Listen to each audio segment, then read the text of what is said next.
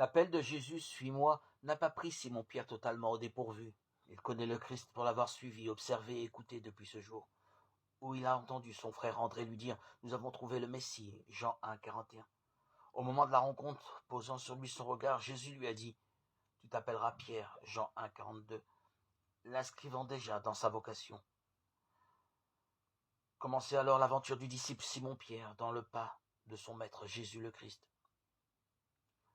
Témoin des signes et des enseignements de Jésus, il lui a affirmé sa foi et son désir de le suivre. À qui irions-nous, Seigneur? Tu as les paroles de la vie éternelle. Jean 6, 68. Simon-Pierre, enthousiaste et sûr de lui, a cependant appris de Jésus l'humilité et le service, acceptant non sans mal de se laisser laver les pieds par lui. Il a mesuré sa peur et sa faiblesse qui l'ont poussé à renier 3 fois son maître. Témoin de la mort de Jésus et du tombeau vide au matin de Pâques, il se tient maintenant devant le ressuscité, et c'est l'heure de vérité. M'aimes-tu vraiment plus que ceci? Sa réponse est la question 3 fois posée.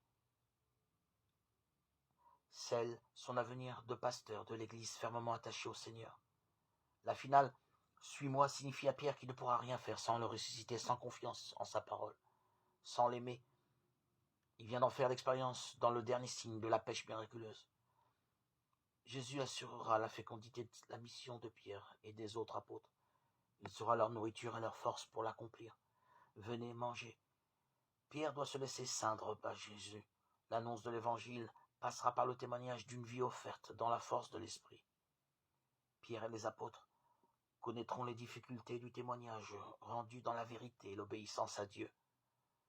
Rendons grâce pour la fécondité missionnaire que le Seigneur donne à chaque chrétien. Et chantons le psaume, que mon cœur ne se taise pas, qu'il soit en fête pour toi. Aimons le Christ, l'aimer jusqu'à le suivre.